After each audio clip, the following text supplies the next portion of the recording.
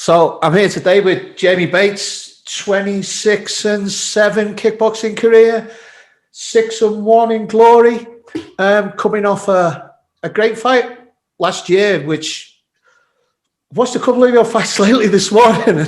You go through some adversity in fights, don't you, at the moment? How did you get through that last one?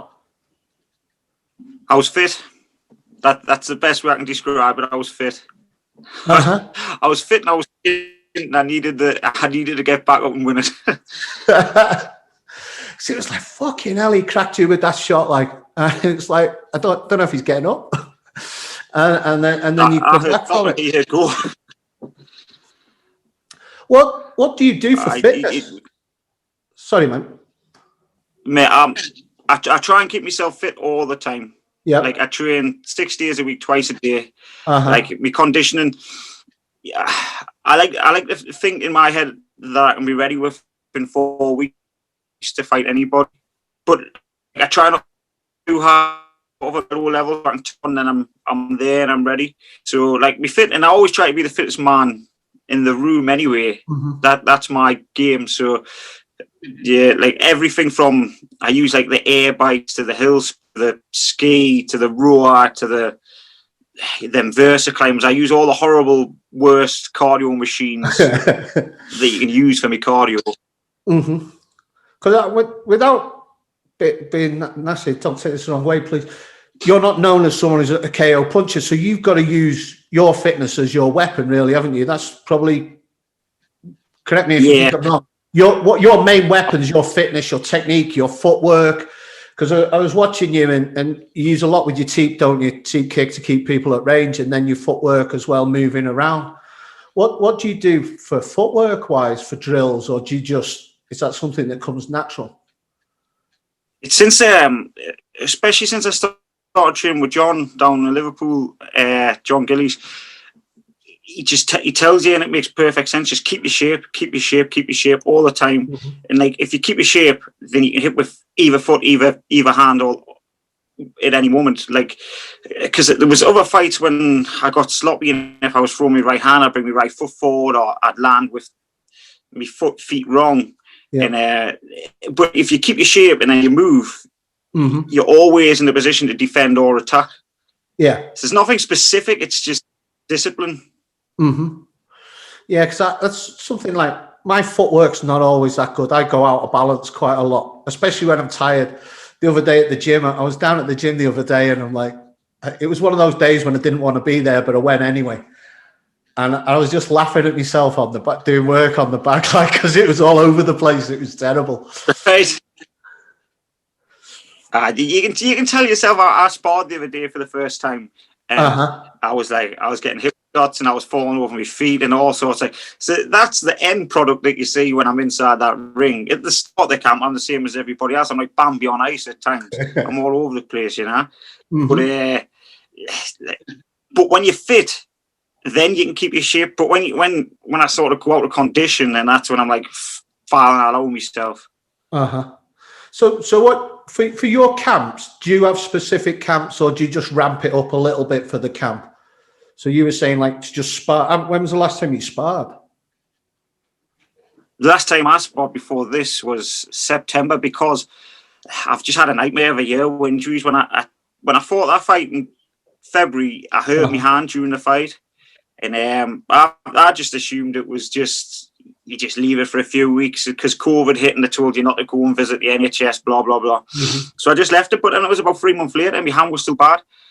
So then I think I started punching wrong, and then that hurt my shoulder. And then my shoulder, I did loads of treatment for that. I spent thousands of pounds getting my knuckle and my shoulder fixed. It was horrible. So I just rested it from September till December, and I've just got back. This is the worst condition I've been in for ages. So I've ramped it up the last couple of weeks. Got you. But I'll still be ready to fight by March, I think, in my head. So if everything goes right for that time scale, because who are you calling out at the moment? Dubé or what's his name? Dubé and Grunhard, yeah. I'm calling both out. Who do you think wins that fight? I'd like to see Grunhard win, because Like, I've met him before. He's a nice enough lad, you know. Yeah. But I think Doombay's inside his head, and I think he's going to get in the centre of the ring, and I think he's going to swing with him. And I think that's when Doombay knocks him out. Mm-hmm. I think maybe if he boxes him properly, you beat him. Yeah. But if he doesn't, and he gets in the middle and he starts swinging, I think even biomechanically, Doombay is the shorter, stockier lad who can just swing in and sit in the pocket and swing. And I think that's when he knocks him out. Got you. Because in that last fight, Doombay had no respect for that other guy, did he? He was just swinging wild. It was like, I don't know if you'd do this against someone who's, you know, a real... He looked like an unlicensed boxer. Yeah, it was like wow, you don't really care. Nah, that Gorgie, I don't think he even had a win inside of Glory when he fought for Glory. And I mean, I think he's 20 times world champion or something like that, but I don't know who he's fought to win his titles, you know. No disrespect to the lad, but like he's not that level, I wouldn't say. No, it showed, didn't it? You know what I mean? So who would you prefer to fight? If you had to fight the two of them, who would you pick? I would pick Doombay, but I'd like to fight Groenhart as well. Like Doombay is the man at the moment. He's the one. He's knocked. He's 4 or 5 opponents out. You know, he's calling everybody out. He's talking shit about everybody. Yeah. Like he's the man to beat. So I want to fight him, but I'd like to fight Groenhart because he was K1 champ. He's been Glory champ. Yeah. There's not many people who've done both, so I'd like to fight him as well. They're the 2 best names in the whole division. Yeah, they're the ones I know, and then there's 2 guys in between you, isn't there, in 3rd and 4th in their rankings who've got pretty decent records as well, haven't they? You know what I mean? Both of them only lost 2, haven't they? Is it a Moroccan kid and a Russian kid? Yeah. It's a shark. The whole division's a shark tank. I think everybody's capable of beating everybody on the day. So it's just a case of get yourself up in the rankings and take the opportunity while it's there. That welterweight's one of those weight classes, isn't it, where people can still crack, but they can move as well. So it's always a really competitive weight division, isn't it? Yeah. It's massive as well, Marvin. Like, especially I think with the kickboxing, it's quite diverse because there's a few Thai boxers in there. There's a few like the Dutch style kickboxers and stuff like that as well. And I think everybody's a killer in that division. So get yourself up in the rank and take the opportunity while it's there. Especially with Glory because they don't give you second chances. No, it's Glory's the only kickboxing or Muay Thai thing that I watch really. Like I watch mainly MMA fighting, and then I'll watch Glory. Now and again, I'll watch something in ONE FC, but not very often because friends fighting there. But Glory's the only one now. I was a bit like earlier on last year. There was rumours about them going bust. How was it for you when that was all happening? What were your thoughts, or were they in contact with you? I got a letter once. We still don't really understand what went on because then they were saying some guys went out, and it looks to me like just a bit of a reshuffle. Oh, okay. I couldn't tell you what went on. I just got a letter saying they're going through administration or something like that. And then that was it. But I've still got 4 fights left on my contract before September, so I don't know what's going to happen with them, especially with the whole COVID scene and everything that's going on. They do seem to be planning more events, so I might get the fight. I'm not sure yet. Yeah, it's a bit tricky, isn't it? Because they're not having as many on the cards either at the moment, are they? I've noticed it's a smaller card, isn't it, as well? So there's like... Yeah, I mean, I got offered the fight in... there's only 4 or 5 fights, and they're not doing the thing with UFC Fight Pass anymore. No. They're using a different... They're using Fight now. Their plan. But I got offered that fight in December, the world title fight, but offered us on a week's notice. And my physio literally said that week that I could start punching again. So like I wasn't going to go in and make a mockery of myself. No. But at least I'm in their sort of mind that they're going to let us fight. Yeah. For the title, you know. Yeah, because that's the one, isn't it? Now it's like campaign for the winner of the the next championship fight, isn't it? And get your name out there, and hopefully, you know, there's enough people clamoring in to watch you fight, isn't it? You know what I mean? Because it's a numbers game, isn't it? A lot of the time. Oh, it's 100% numbers game. It's something I wish I knew earlier on in my career as well, that fighting's a business and it's not necessarily how good of a fighter you are. It's all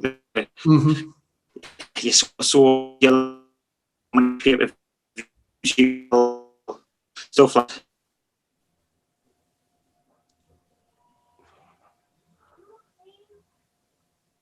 Oh, mate. I lost you there for a second. Yeah, no, it went quite bad there. It all froze up.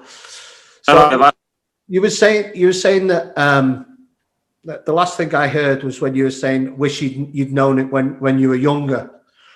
It's one of the reasons why I wanted to start this up was part of this was hopefully if I could make it big, then it'd give younger fighters some exposure. You know what I mean? That was one of my ideas. And what advice would you give a younger fighter who's coming up, especially into kickboxing? Because that's really difficult, isn't it, at the moment? Especially being British in kickboxing, it's double difficult because it's not a sport over here, is it? Because there's boxing and there's MMA in terms of fight sports, you know. So maybe pick one of those. If you think for me, this was the route I had to take. When it came to boxing, I boxed professionally last year, but they took my license off us for taking a kickboxing fight after that, and that was another numbers game. You have to, especially coming up as a prospect boxer, you've got to sell 150 tickets, 200 tickets 6 times a year, and then I had surgeries on my shoulders in the past, so I just totally left MMA altogether and didn't bother because I was lucky enough to be able to punch again, never mind grapple. So this is my route. But if I was going to give them any advice, promote yourself. Social media. Like, I'm not the biggest fan of being stuck on my phone all day, but I wish I'd spent more time putting stuff out there. You put your name out there, because if you don't put your name out there, nobody wants to watch you fight. Yeah. You know? And when you go in there, just leave it all inside the ring. No matter which way you fight, leave it all in. Don't give up. You know, even if you get knocked out, get back up and get back on with it. That's my game.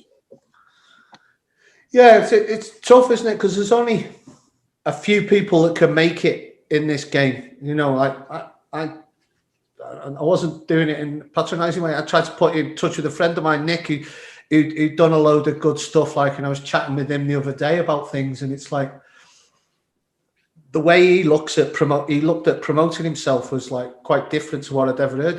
What did he earn? Like $500,000 in 3 years he earned from sponsorship. So he done quite well, you know, and that's the thing. There's not loads of money in the game, is there really? Especially kickboxing and even MMA, unless you're in the top 1%. So to make money is quite difficult. And what you put on the line, you know, if you watch your fight, that one where you had a broken rib and you still kept getting up and keeping going, you know what I mean? There's not many people who can do that. You know, so there's a good thing with that as well. And what I've noticed as I've came through is as I've got older and stuff, like I've always been skint. I'm not scared to admit it. Like I've enjoyed me fighting and I chose this lifestyle. If I make a few quid from it, I make a few quid from it. But with me being skint, like I'm going to get back up. Yep. If I'm not getting my win bonus, I'm not putting any food on the table. You know, like the difference with your win bonus and your show bonus on my contract is huge. So, like, I get back up and I make sure I finish the fight, and it's done me well good. But from what I've seen with friends, especially who've came into money or they make a lot of money outside the fighting, they lose the hunger for it, and you kind of see them fizzle out as they go, and they never go as far as what they want to go because the incentive's not there anymore. You know, if I get that world title, then it puts my stock through the roof. I can do seminars, I can go and coach as a striking coach at places. Like other promotions might be interested in us, stuff like that. So that's my incentive to go for. Yeah. Like a hungry fight is always a more dangerous one. Oh yeah. When you're willing to walk through anything and go through anything, it's totally different, isn't it? instead of going, oh, this hurts now, I don't want to do this anymore. And that's the difference between, It does hurt. Like, I know between me and the fighter. I've had 2 MMA fights, amateur ones. I don't class myself as a fighter. Like, but the other day I was like, I'd done some jiu-jitsu for the first time, and someone just got hold of my neck, and it was like, I haven't got the energy, man. You know, I haven't got that mindset that you've got. You know, whereas I'll just keep going. It doesn't really matter. You know. So, outside of fighting, I think you'd have to carry me out there. I'm sorry. I'm just saying you'd have to carry me out there to get us out there. Yeah, you would have to carry us out to get us out there. Yeah, I don't think I've got that. I tell you the truth. You know what I mean? I'm not sure. Yeah, well, it's different. So I'll tap out if I'm not sure if it's a good thing. So outside of fighting, what do you do? I notice you is it falconry? I used to, yes, until the whole COVID thing set in. Okay. I had ever since I left school, since I was about 17 till I was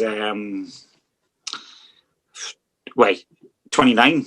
I was birds with my part-time job. Okay. And to be honest, like they knocked the whole thing on the head, the place where I was working when COVID kicked in. There was just no room for it because in the end I was just doing like in like a garden centre, like showing them that way on. But ever since I left school, I was doing show falconry or pest control falconry and this and that. And it was good. And it suited where I grew up in the Northeast. It's like, when you're a kid, a teenager around here, you go out with the dogs, you go out with the guns, you go out with the birds. Like you're out on a weekend hunting with the lads, you're out lamping, doing stuff like that. You know, there's all that kind of thing going. That's how I got into it, and I kind of talk in front of people, so that's how I got into the falconry. So do you own any birds? I used to, but it's not fair when I'm training all the time. Probably when I'm retired, I will. Got you. Because some of them you've got to be on every single day. Okay. Well, you have to be on with them every day because you've got to feed them every day. But some of them you have to fly every single day. It's not really fair if I'm training for 8 weeks at a time and it's just sat and it's every doing out. So, like in between fights, I do personal training. Got you. So, which bird do you like the best? If you were going to get a bird, what would you have? Get a goshawk. Goshawk? The absolute killer machines. Absolute killer machines. They're big enough to take down a hare. Yep. And the psychopaths are absolutely they're nipped. You let them go off the glove and they'll kill like a little spuggy or a little robin. You know, they'll kill anything. It doesn't matter what it is. There's them. There's you ever seen a sparrowhawk, like a small goshawk? They're crazy. They'll kill something. Yeah. I grew up in the countryside, you know, so I will have seen probably one. Well, these are the kind of things they'll kill something on the front street and they'll pluck it and eat it while the shoppers go past there. They'll drown birds in front of you and they'll do all sorts. But I'd love one day to go and like hunt properly with a golden eagle, like up on the fells, like taking down deer and stuff like that. As I've got a bit older, I'm a bit more sort of softer when it comes to the hunting. When I was younger, it was just flat out, just go out and butcher every single rabbit in the field, you know, with the bird. But as you get older, I'm a bit more like held back from it. But I still do really enjoy it though. So, just an eagle can bring down a deer? Oh, easy. Golden eagle can bring down a deer. A full-size deer? Easy. Full-size deer. I mean, there's videos of them taking them off a cliff edge and dropping them off the edge of a cliff. But they'll probably not be able to take off with one if it was big enough. But as soon as you get on a hold of the head, that back talon that they've got's about 6 inches long, and it just goes straight through the skull. Like there was one time this was an eagle owl, so it wasn't even as powerful as an eagle. And I tell them at work, I says, you're starving that bird too much. He's on feet enough. So it was on my hand, and then it just took the hoof, and it was trying to break my arm through the glove. So as I'm pulling its front talons out, that back talon's going into my arm. And then as I'm pulling the back talon out, its front talons are going into the arm. And then pretty much the only thing you can do in that situation is choke the bird out, you know? because otherwise the only thing you can do is snap its neck because it's not going to let go of you. You can shove food, and also when it's got you like that, they just break your arm like. Mm-hmm. But a golden eagle, I'm sure they've got 4 times the strength of a pit bull's jaw on their feet, and Got you. they'll just crush the skull. Mm-hmm. No bother at all. It's brutal, man. It is brutal. I mean, they're like other predators as well. What were you going to say? Sorry. How much damage did that do to your arm?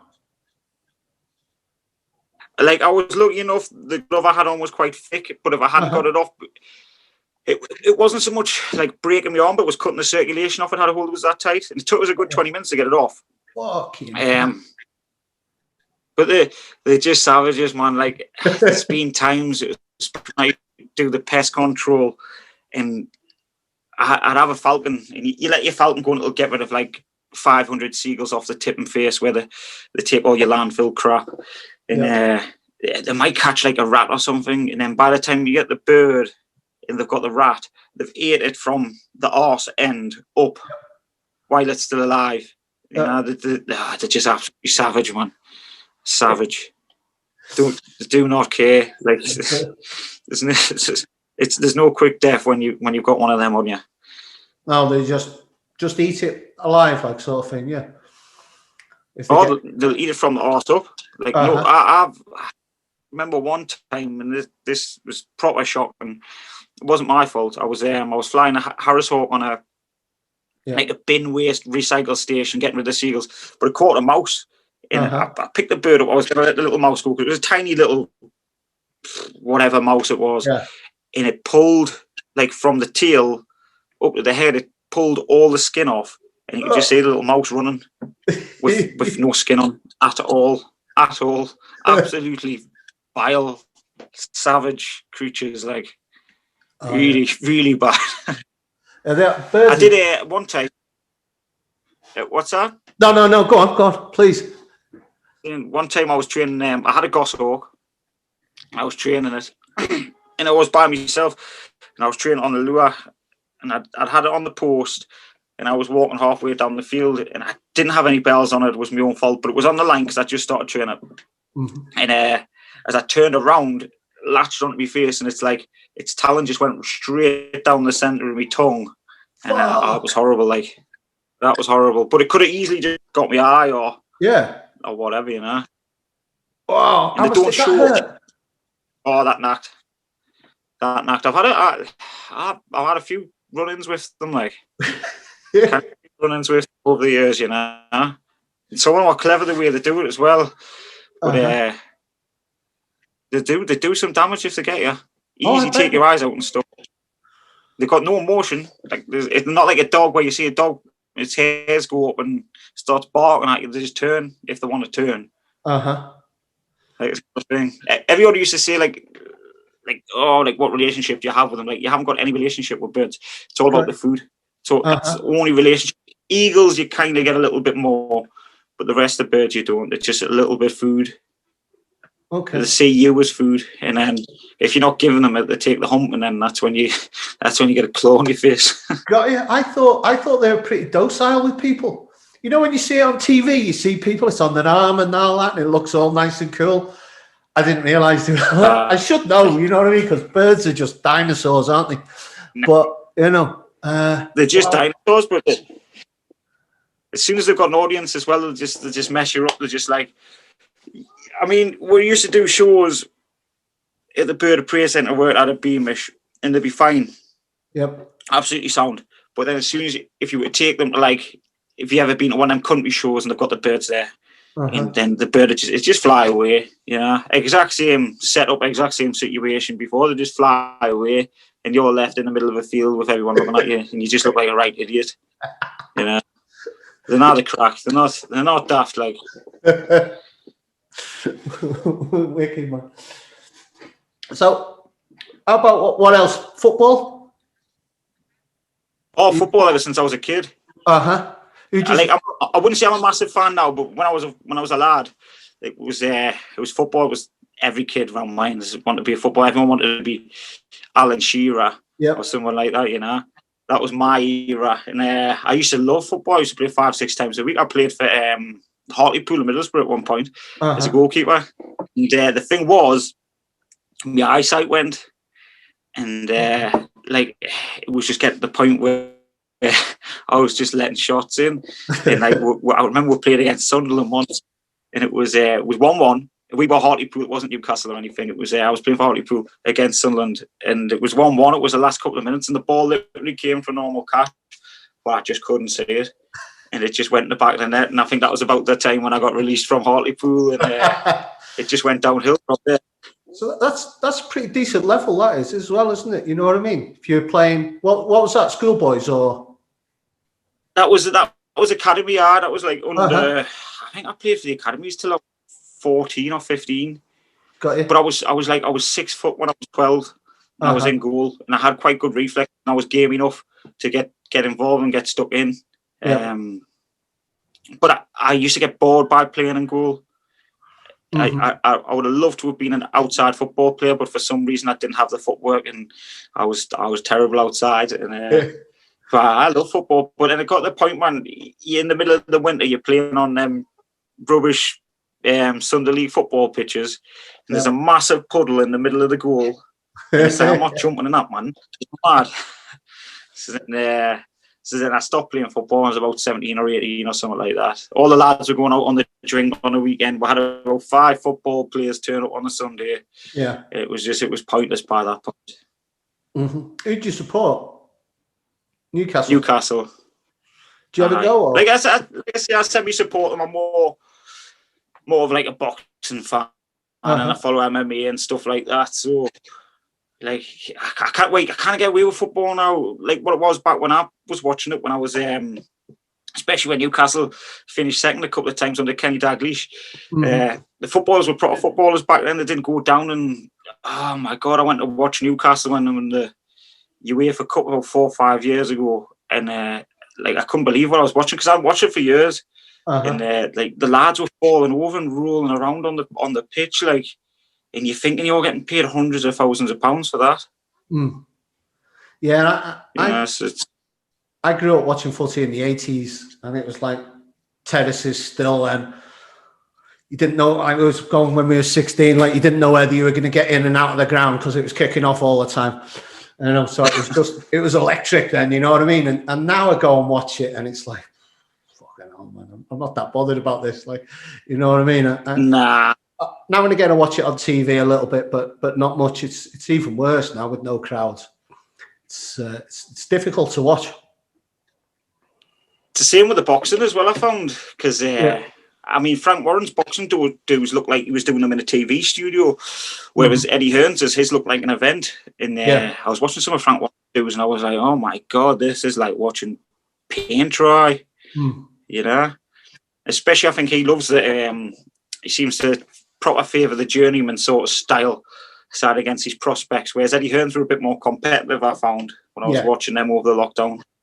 Yeah, I'd seen a lot of Eddie Hearn doing podcasts and things, and he was saying, you know, he's looking at the MMA model, you know, of trying to get the best people to fight the best people all the time. You know, to try and bring more eyes back on boxing because, like.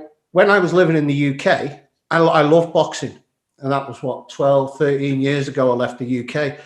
I loved boxing. It was great. It was everything. And then sort of slowly went away from it more into MMA now. You know, it's like, I used to go and watch Ricky Hatton all over the place. You know, it was a great time then, like, you know what I mean? Boxing was buzzing in the UK. But now it's about competitive fights though. Pardon? Isn't it? I think at the end of the day, it's competitive fights. MMA, there's competitive fights. Like, I think the entire UFC card will be full of like competitive it's close to 50-50 or prospect versus contender. It's not prospect versus journeyman. You know, you might get, maybe in the UFC, you might get somebody who's past the best fighting, like a prospect coming up, but at least they can pull something out of the bag. Half of these prospects that you see in boxing coming up in the fighting journeyman with 100-odd losses who do not want to win, and there's no competitiveness in the fight, and you're like, oh, I can't even watch it, you know? And then half the time, especially the lads in the North East, I know a few of them got told, do not knock your opponent out. He has a fight next week. So then you'll watch them jab the heads off them, and it's like, oh my God, you know what I mean? Yeah, the boxing could be great, couldn't it? That's the problem, you know what I mean? But the politics in boxing wreck it, I think, you know, with a lot of it. If these won't fight these. 100%. Pardon? 100%. The politics is what ruins boxing. Yeah, it's like the one with Mayweather and Pacquiao. How long was that spoken about before it actually happened? And then it was too late anyway, you know? So that's the only problem. You and Joshua? Yeah, that's got to happen. That still hasn't happened. You know, there's a lot of fights that just don't happen, isn't there? And MMA is not like that so much because the UFC's got control of it. Did you say you used to grapple or you used to do MMA? No, I used to, when I was younger, I used to do jiu-jitsu and stuff. I stuck to kickboxing and football as I was coming up. But I was injured from when I was 18 till I was about 23 years old with my shoulders.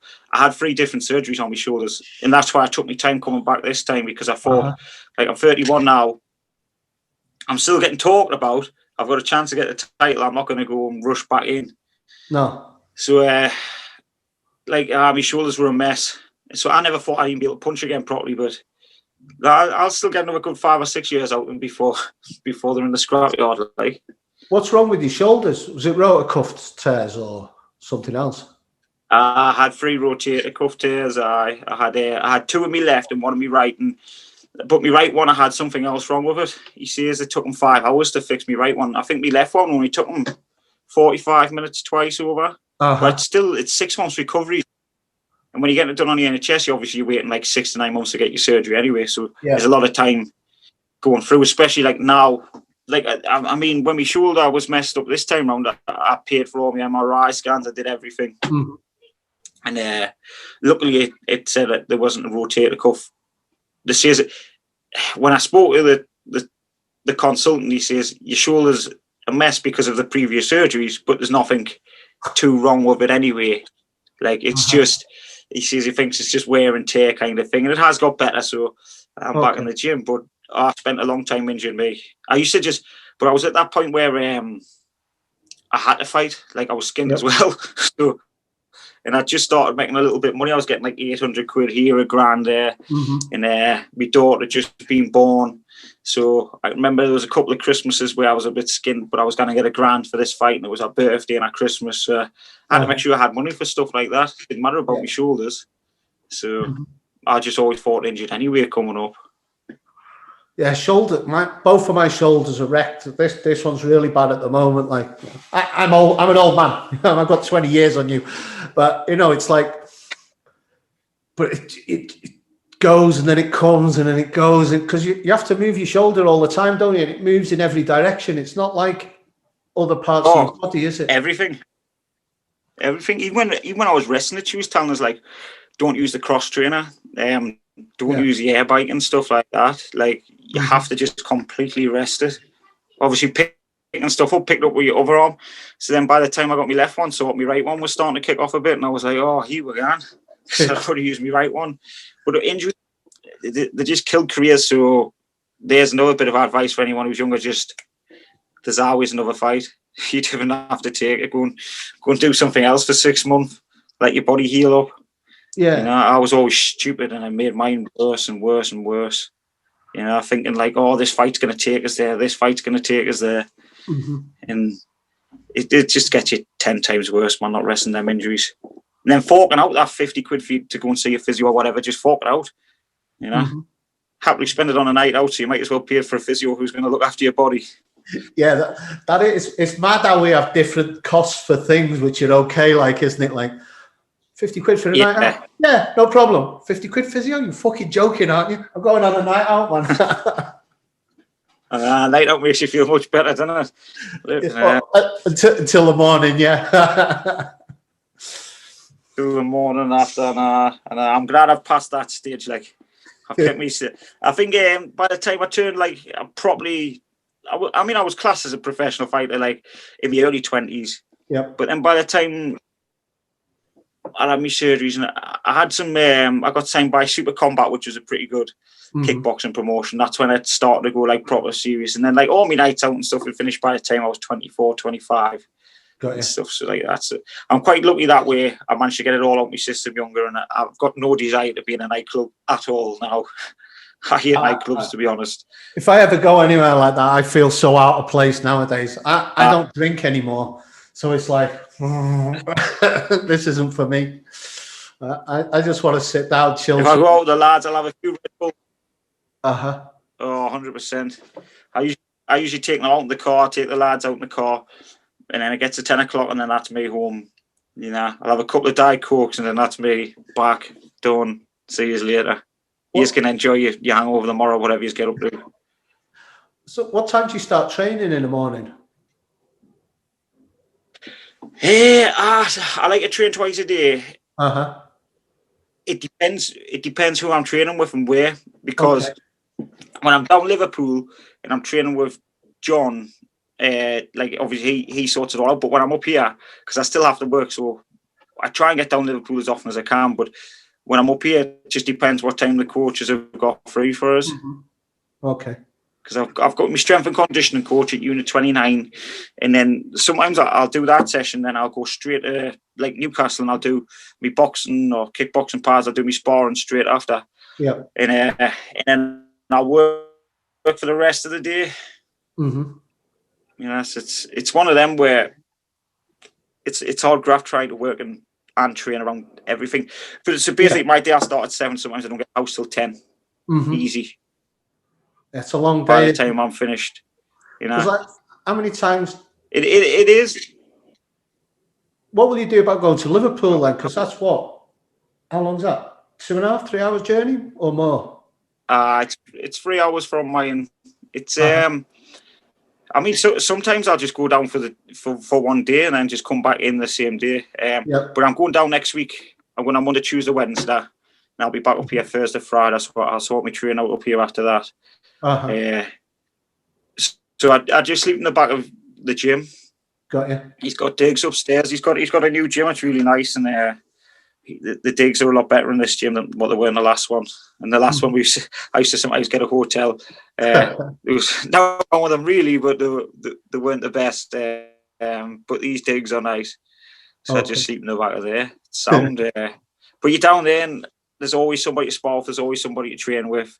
So it's mint. Whereas up here, I mean, in the northeast, when you go down Liverpool, there seems to be a gym on every street corner. There is a like few in the northeast, there isn't that. Oh, there's hundreds. Like when you I didn't realize until I started going down regularly. You'd be driving through the streets, and there's this gym on every street corner. And but up here, there isn't that many, and there isn't that many like sort of high level professional athletes, like even MMA, boxing, Thai, kickboxing, whatever. So yeah, you have to travel and make sacrifices, I suppose, if you want to. You want to get somewhere. Yeah, I was talking to a few lads because when I was back home earlier on last year or middle of last year, I popped over to Liverpool to like Next Gen. I was going there, met up with a few lads there, and done some podcasts and a bit of training with them. Like, so there seems to be quite a bit. Another friend who near where my mum lives, he always travels over to Liverpool. He's a professional MMA fighter as well. Like, so there seems to be a bit going on there at the moment. There's a few lads in the UFC as well there, isn't there? So it's pretty cool. There is. And I think it's like the area of, I think it's the only area in the north where the fighters kind of get recognised as well. Because there's that north-south divide, especially in the UK, where like there's fighters in the south that just like they're through the roof. And then we've got some good lads in the northeast, but they don't get the limelight up in the northeast. No. There is definitely that north-south divide in the UK when it comes to like the fighter popularity as well, I suppose. Yeah, I noticed like even Paul Daly was going over to Liverpool for some training at some point. So there's a lot of people over there at the minute, like, so it's pretty cool. I did some sparring with Paul last year. He's good, like Paul. He actually got offered that title fight with Doombay. Oh, did he? last in December. Because I think Paul fought for Glory once a few years ago, like Bellator Glory crossover thing. Got you. And offered him the fight. So Paul's kind of he's calling Doomby out at the minute. Got you. So what would work out canny would be if Groenhart won, and then I fought Groenhart, then Paul fought Doomby. Yeah, that'd be a great. That would work out canny. If we could have that in the UK. Last time I seen him saying he's only got one fight, because I know a friend of his, so I was trying to get him to come on the podcast, but he doesn't like doing them, so he wasn't up for it. But yeah, it'd be nice to see him have that one last fight with someone like that. Like, I don't know whether they could afford him or not. We'll see. Glory's purses don't quite match. Don't match Bellator's purses at the minute. I don't think. I wouldn't have Depends thought who you that are. way. No, not in the slightest. There's a bit of a divide. I'm hoping next time when I renew my contract in September, I've got a bit of a safety net to fall back on if you so happen don't win, you know. Yeah. So you've got daughter Sophia? Yeah, my daughter Sophia. I've just sorted that dinner out for her. How old's she now? Is it? Correct me if I'm correct. Pardon? She's 9. She's 9, yeah, okay. Because I had someone say she was 8, so she's 9. So how's that fit into your life then? Having a daughter, how did that change? It's hard as well. Oh, it changed my life for the better, like 1,000,000% for the better. Mentally, I was probably too young when she came along when I was 21. I was definitely too young mentally. So she definitely brought us on as an adult, as a man. But at the same time, and I mean, like me and her and her mum not together, that was two years ago. So then the house pricing thing in the UK, trying to save a deposit up, etc., is a nightmare. So I'm still in at my mum's. So that's given us a bit of motivation as well. So we've got our own place, because last year it was, I promise you, next year we're going to have a house, and then COVID hit. Everything got messed up, and I was like, oh, here we're going.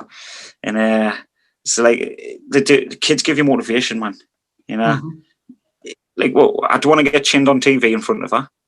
You know, there's one thing. Obviously, you want to make them proud, and you want to put a roof over their head and give them a future as well at the same time. Like, I can't be going away doing everything I do and not being able to put a roof over her head, not provide for her, not be able to give her nice Christmases and be able to take her out on weekends and stuff like that. So, I think if I didn't have kids, I'd be a lot more laid back than what I am now. Not getting up at 7 o'clock in the morning, getting the house at 10 at night. Because I'll get up at 7, I'll start work or training, and I'll work through, and then I try and do the school run every single day if I can. Because I've like a mom sound like that, I'll be able to get her whenever I can, really, whenever we can. So it's mostly every day. So then I'll pick Sophia up, do the school run, feed her, take her home at 6, and I'm back in the gym from there, you know. So it's a busy day. It's hard, and hopefully I don't have any more kids for a couple of years yet, because then it would be too hard. But so hopefully not for a couple more years yet. Sounds like she's got you twisted around a little finger, though. The way I can see your face change when you start speaking about her, it's like you could just see it. You know, it's beautiful to see. It's the best, honestly, the best thing that's ever happened to us. I mean, it was like I picked her up today, and it was 11 o'clock. And she's like, Dad, I didn't have any breakfast. She says, why haven't you had breakfast? She says, well, I've been on my laptop all morning. And she says, can I have McDonald's? And I says, well, it's 11 o'clock. And she says, wait, get on, and you can have your McDonald's. What else do you want? You know, it's that kind of thing. It's like, but I suppose that's the thing when you have a little girl. They get you wrapped around your little finger. When I was a lad coming up, and it was tough love with my dad, it was like, there's a footy, there's a pair of footy boots, there's some boxing gloves, crack on. But I think we're having a little girl, I don't know, they just get you wrapped around the little finger and you do everything for them. Whereas I think if I had a lad, it would be there's a football, there's some football boots, there's some boxing gloves, get yourself out. I could think of nothing worse than putting a pair of boxing gloves on her. You know? Dancing and horse riding lessons for her. I didn't want her getting in the ring. Not in a million years. No, Couldn't watch that. So she's like 9 now, so she understands completely sort of what you do and everything, I should imagine. Yeah. You know, in the last couple of years, has it been where she's really got it, or am I? I've not got kids. I only teach kids, so I'm not always that much of an expert on it. So what does she think of Dad as a fighter and everything? She likes it. She tells her friends and stuff. She's like, she's interested to an extent. Yep. But she's not like she came watched us when I boxed. I boxed in Newcastle, and she was she loved that. She was shouting at the side, and apparently, like her mum says, when she watches us on the laptop and stuff when I'm fighting, she gets into it, but she doesn't talk about it loads to us or anything like that. Okay. But apparently, when she was on holiday a couple of years ago, and she met kids in the pool when she was away with her grandparents or her mum, and she was saying that. She was getting them to Google and got us up on Google to show people. So I think she is happy about it. Like, thank you, man. But she I don't think she likes to see his shirt. No. That's a bit she doesn't like. I came home once. I got I got a toe nail. Yeah. Yeah, and I got I think it was 60 stitches altogether down there, and it was horrible. And I came back, but she was only 5 at the time, so she was hiding away when she seen the big scar and because it was like scarred up on that the next day, and she didn't like that. That's got to be so unlucky that you got kicked and then his toenail came off into your cut. Was it? He just went jabbed straight in. Because everybody was saying, after, they were like, whoa, they were like, how did you take that head kick? And I was like, wasn't that bad? It was just his big toe. It took 60 stitches to fix it. He stopped immediately. You must have a vein or something that nicked the vein. It was just squirting out. But it was down London. I actually got ripped off. I didn't get paid for that fight. It was in the Copper Box Arena. And I was fighting this big juiced up Romanian kid. And he hadn't cut his toenails anyway. And he kicked us. We were driving around London for hours after the fight because I had to went around a few different hospitals and they wouldn't stitch us up. So I had to find somebody who was a dentist crossed with a plastic surgeon. I can't remember what you call it. They've got a special name. And so it took 45 stitches to stitch the muscles back together on the inside of the eye, your eyebrow or whatever, and then 15 stitches on the outside. And then the promoter says, "Oh, well, you get yourself sorted, and I'll transfer you that money tomorrow." And I was like, "All right, so." And he never paid us in the end. Fuck you. Went back to Romania and ripped a bunch of people off. All that, and never got paid as well. Fuck. It took a good 5 months for that cut properly as well. How the fuck didn't they check his toenails? You know, that's a pretty simple thing to do, isn't it? But then after that, there was because it was the ISKA who did that fight. Yep.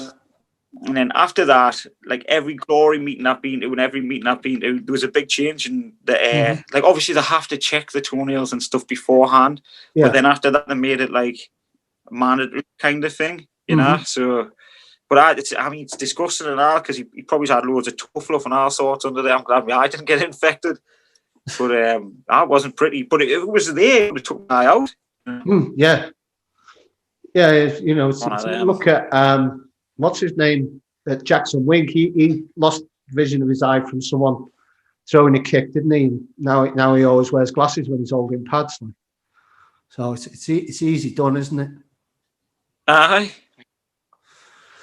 It is. It's easy done. I mean, I'm sure he didn't expect to cut my face open with his toenail, but it just rubs salt in the wound not getting paid for the fight and then obviously having to drive from London back to Newcastle in the same night. And I had anaesthetic in the side of my face or whatever, them injections that they put in there. The lad who was driving the car, obviously I was supposed to stay awake and keep him awake, but that was just kept my eye closed and I just fell asleep the whole way back. And he did the whole 7.5 hour drive all the way back by himself. Yeah, but you had to fight that night, you know what I mean? He can't complain, can he?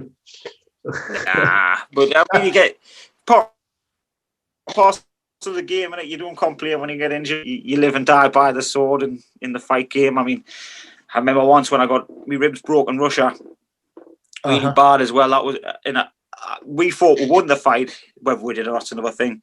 But that to rub salt in the wound again, I had to travel home. I think it was from like somewhere in Chechnya, on the border of Chechnya, somewhere back to Moscow. From Moscow to Amsterdam, from Amsterdam back to London, then drive back from London with broken ribs. It's just it's a long drive home when you're feeling like that. Yeah, no, it's no good. Really long drive. Yeah, getting pissed off every time you have to go off the road with speed bumps on it.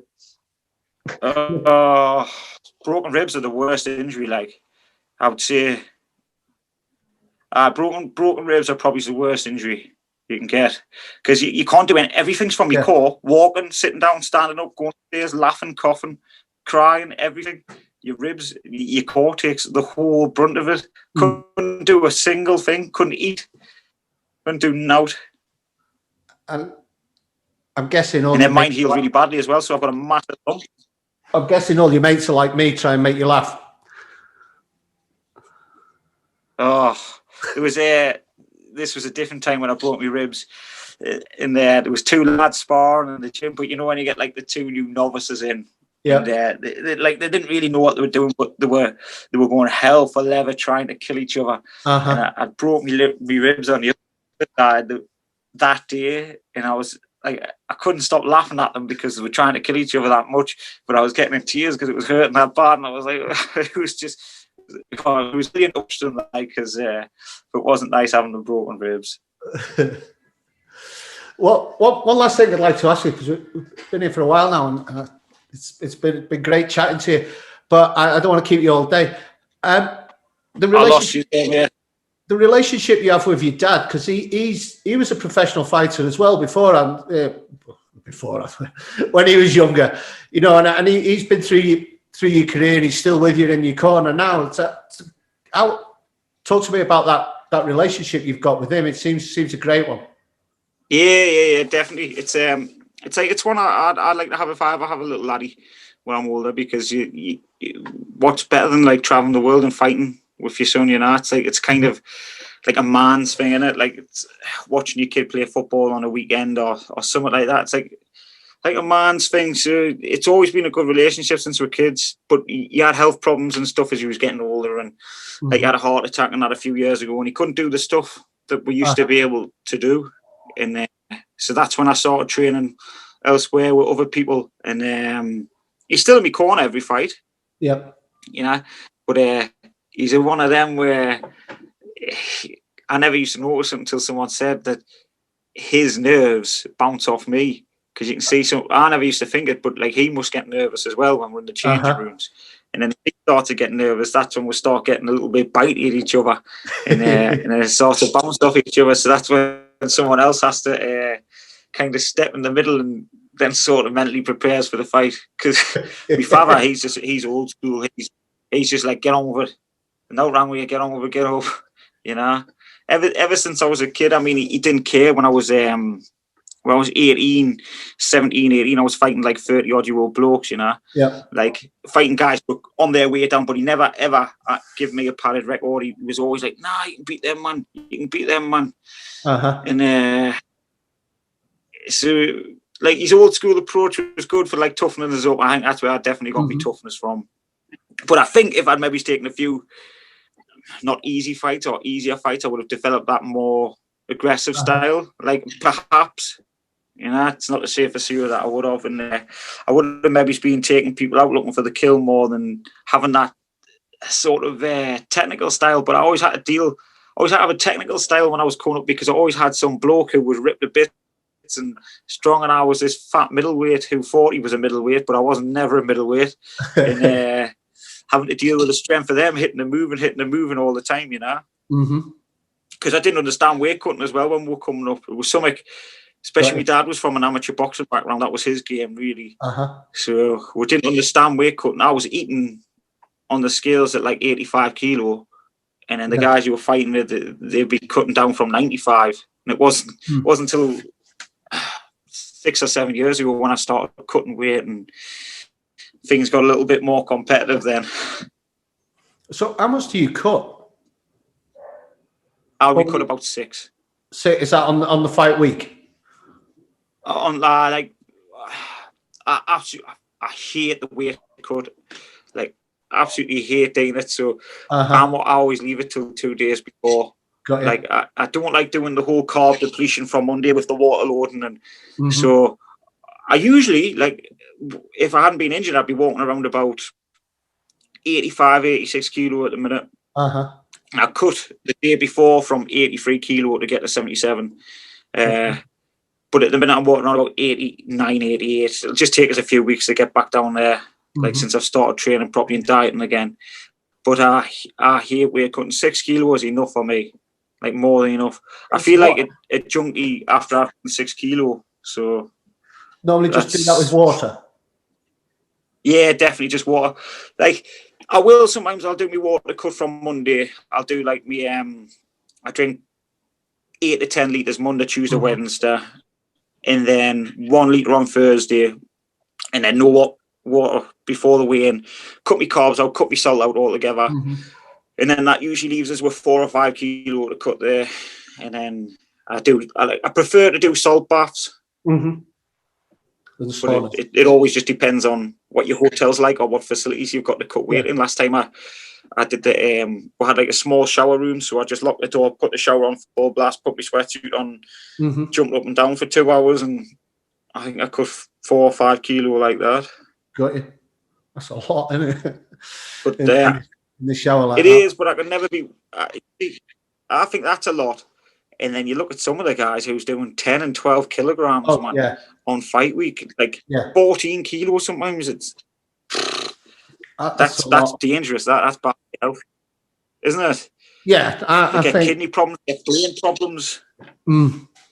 I cut a few kilos when I cut weight. You know, I'm not a professional, so it wasn't so important. Like, but you know, that's horrible enough. I was cranky enough without the food and the water. Like, I'm terrible when I've got no food. I don't know how people that week. You know, because I'd be like, fuck off.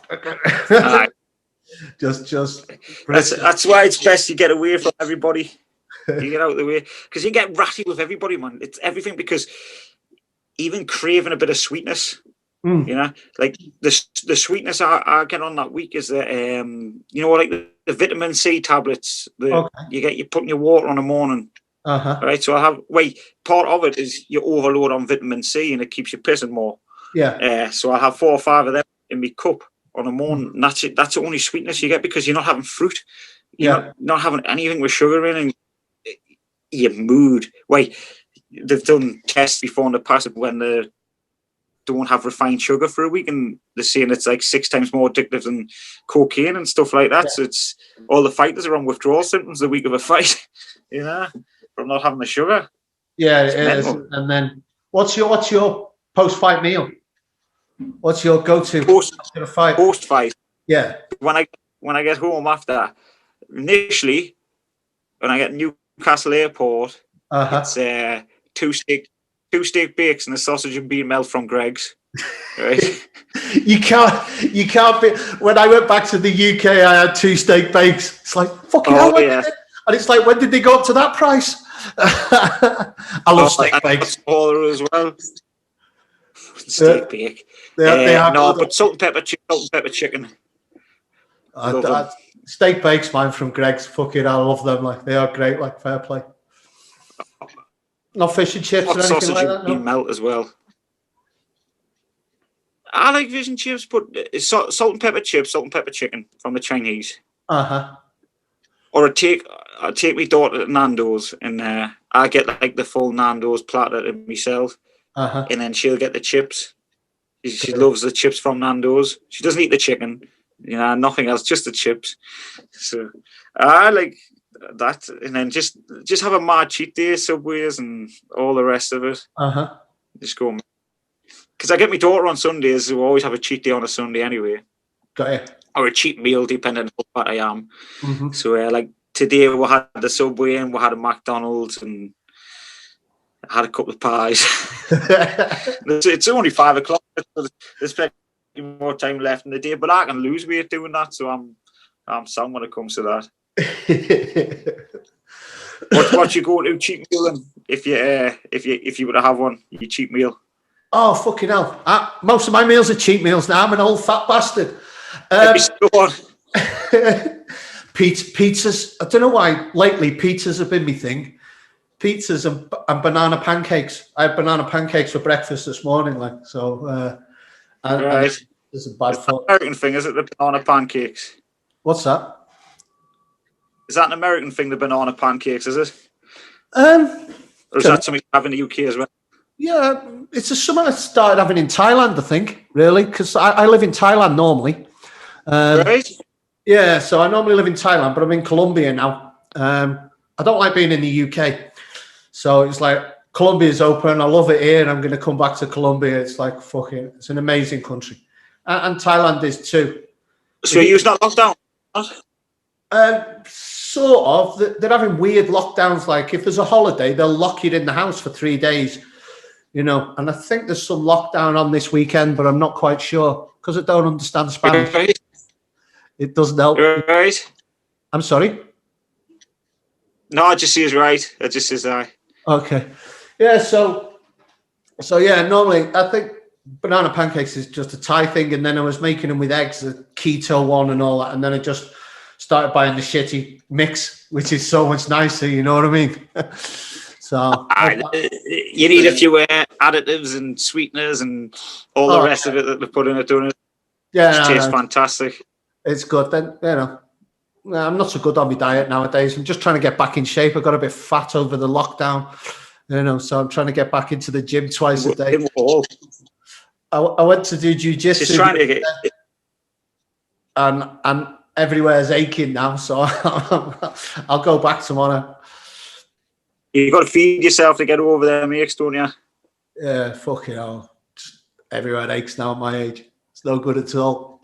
Aye. Well, at least you got gyms open. That's the main thing over there. Because we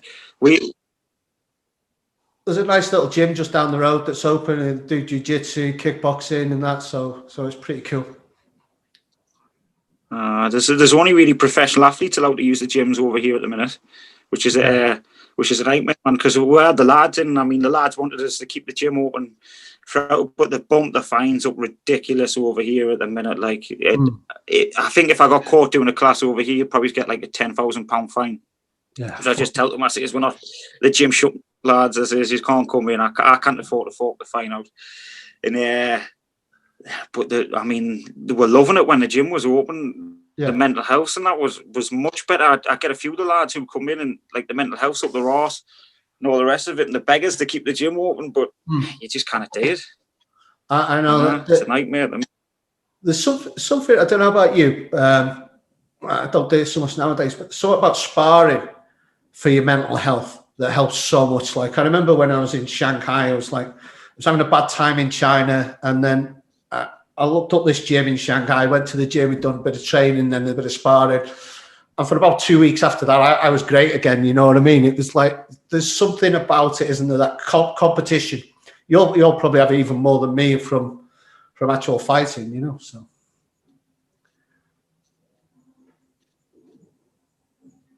When you're in there, it's the only thing you're thinking of. There's not another thing you think of, because if you start thinking about something else, that's when you get tagged. So, it's the best thing for you, man, the sparring. It's the most fun bit, isn't it, at the end of the day? Yeah, I like it. I try not to get hit in the head so much now, because I've had a lot of head trauma from like motorbike accidents, car accidents, and doing stupid things. So I'm getting a bit worried about my brain nowadays. So I try not to. I try not to go in with people who aren't experienced anymore, even though I'm not that experienced. You know what I mean? Because it's just dangerous when you're with other people, especially because I'm quite big. People think they can just throw big haymakers at me and it's okay to smash me in the face, and it's like, then I'll hit them back and it's like, oh, well, don't hit me that hard. That, especially in China. No, that's exactly it. You get them. You always get that one guy who tries to kill you in sparring. There's always that one guy. Yeah. And what a lot of people don't realise as well when you spar is you're trying to learn, although you're trying to get fit as well at the same time, you're trying to sharpen everything up, you're trying to do everything you've been drilling. Yeah. And you don't want to go into a fight injured. Like you watch some fighters spar week in, week out, especially them Dutch boys. They have a fight every single time they spar to fight. And like, don't get us wrong, you'd want a tickling match, but Mm. you didn't want to, like, the amount of times I've had to rest for 2 weeks because you get hit with like a dodgy shot, and it's a nightmare, man. You want it's never plain sailing going through fight camp, but the last thing you want to go in to the ring is sore or injured. It's a nightmare. I've done all my training in Thailand, and apart from the Europeans in Thailand, Thais train differently. They don't, because they fight every week or every other week. They don't need to know how to fight. They just timing. It's all timing, you know. So it's just touching each other, because the only way they make money is fighting on a Saturday night. So if they can't do it, they're not going to make any money, you know. So it's a different mentality there. You'll have seen Senshai. I heard that was